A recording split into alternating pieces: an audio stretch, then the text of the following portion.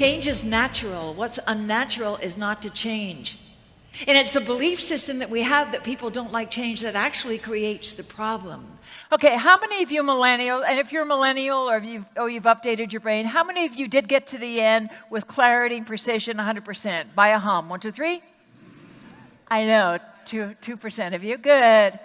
How many of you got about halfway through, you're just going at it, this is nothing, and you got about halfway through, your brain got real fuzzy, and you just kind of messed it all up? 1, 2, 3? Good job. That's about 68% of you. You're good people, but there's an upgrade out there, and actually you should get it. Because there's part of, you think you're good, and you're good, you're hot, you're successful, but there's part of your brain you're missing that a millennial has, and they'll take your job. You can go online. In the book that I asked you to download, it's a short book, easy to read. There are some suggestions about what you could do. And how many of you are sitting there going, what's she talking about? Anybody sitting next to that person? I know, right? You're a good person. There's just no place in the future for you. There's just not. I'm sorry. We'll just had to put you in the corner and turn you into a chia pet. But about 18% of the employees flourish. They're the innovators, they're the creators, the one that really gung-ho, top of their game, right? So that means in this group, just a survey, that would be 90 out of the 500 of you. So would you check out with me a little bit? Would you look at the person next to you right now and make a commitment? Look at the person next to you deep in their eyes and say, I'm at the top of my game, but now I'm not sure about you. Would you look? Great, you made the commitment. Good. So that means 90 out of 500 are flourishing.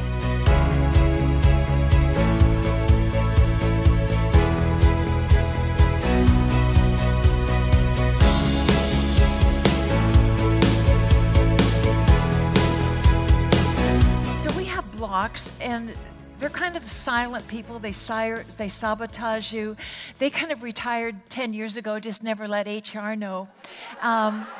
They're way past Ben's Alliance, way past. And this is what they remind me of. On les appelle à Québec les morts vivants. We call them in Quebec, where I come from, the living dead. And that's actually George of the Galapagos Islands. If you've been to the Galapagos Islands, he's the last of a species of giant tortoise, and he wouldn't mate, if you remember. And how you know you're working with a lonesome George is that you get desperate trying to figure the guy out, right? And that's what they did on the Darwin Research Station. They built a heart-shaped swimming pool to try to get him in the mood. Maybe he, or they brought other couples in to try to show him how to do it. That's Lonesome George, and he's in denial. He just doesn't get it. You pick up people who are blocking your company by their vision, by their auditory clues. Ain't broke, don't fix it. Always done it that way. That will never work. Those are the 3 top sentences that they use. How many by a hum know somebody at your company like that? 1, 2, 3? Whoa, that's way too many. Mostly over here.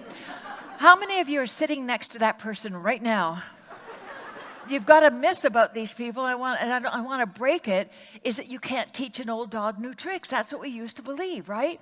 That if you're over 55, let him go. Let George go, He's going to be retiring soon. Do you know what I mean? And the thing is that the brain is plastic. You can learn just as easily, and you should learn just as easily at the age of 60, 70, 80 as you do at 20, because the brain is plastic, and there's just no excuse. We just finished watching and listening to Dr. Janet Lapp, and I have to tell you, the personal story that she brings and the professionalism that she brings to a conference is unmatched. It was unbelievable. She ended with a standing ovation. We don't get that often. So Janet, thank you, thank you, thank you.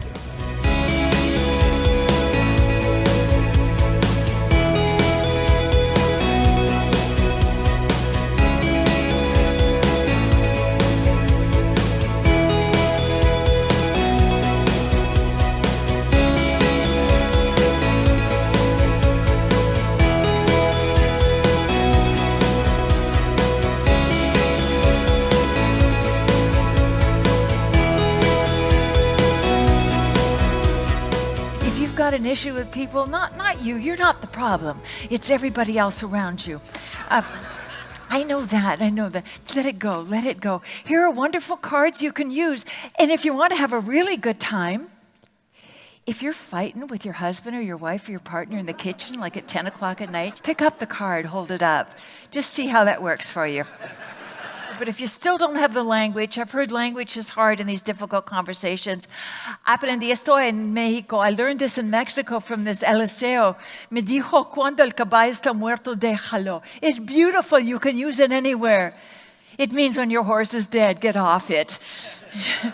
When I first picked you up, what were you, if you can share it publicly, what were you thinking?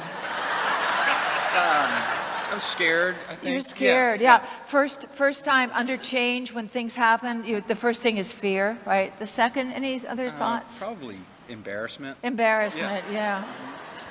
Okay, change is embarrassing because you're doing things that are new that you might make a mistake with. We learned this morning you're supposed to make mistakes and feel embarrassed just the way you did. Good job. Yeah. So scared, embarrassed. Uncomfortable. Uncomfortable, really positive so far. yeah. I felt, uncomfortable in front of everybody looking at you. You look stupid. That's okay. Right. Yeah, you really did. You didn't have to bring me up on stage I know, that. I didn't. Because when things happen, usually there's an opportunity there. Usually there's something positive. Usually there's something that you can do with it. Because if you forget to control worry like you did, you forget to enjoy the ride. Get it? They've done studies, refereed studies, where after a 3-month intervention, if people just learned to control the 4 pillars of getting stressed out, guilt, worry, fear, and resentment, if they learned to control those, then their telomeres actually lengthened. You know, those little caps at the end of your chromosomes. You look better and live longer and look fabulous. For example, you in the second row. Would you stand up in the second row first and in the aisle? Yeah, you. Would you stand up? This woman was so positive and happy. Turn around, let them see you. She's 82 years old. Does she? See, it works. Thank you very much. If you can sit down, help her. Janet's presentation was really spectacular. She hit the nail on the head with the content that she presented to our conference was really tailored to our audience, really emotional, really moving, just spot on. Thank you.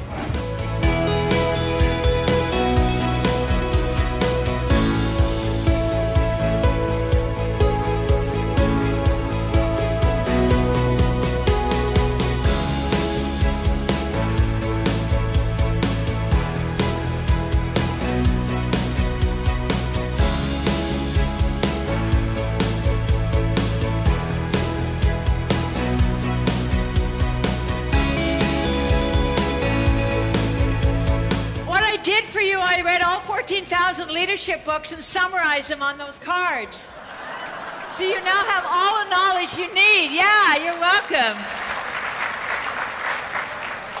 But the bottom line is following through from the first exercise you did by putting your hands up and slapping each other on the shoulder. You can get everything you want in life as long as you help enough other people around you feel good about themselves when they're with you. And that's the power of leadership. That's the power of everyone in this room, because I know how hard you work. I know you go the extra mile. And leadership is about people leaving better off because they've been with you. About who you are and the people that you cheer up, the people that you encourage, the hands you hold, the mile you go with other people just to help them through. You've held a lot of people up and you've walked with a lot of people on their journey. Thank you for what you've done. So would you like now look at the person next to you and say, vendrá el milagro? Okay. Thank you.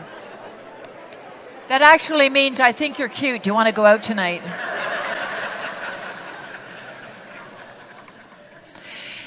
You see, I've noticed in life that change like that, disruptive change, when we throw our arms up in the air and the world is over, a door always opens. Do you notice that? If you're going through that right now, a door will always open. You were strengthened by it. Your relationships changed by it. You grew through it. It's a kind of a paradox, like Warren Bennett says, the paradox of leadership, the crucible of leadership. Because worry is not a strategy, the law of attraction is not a plan, and vision without action is hallucination.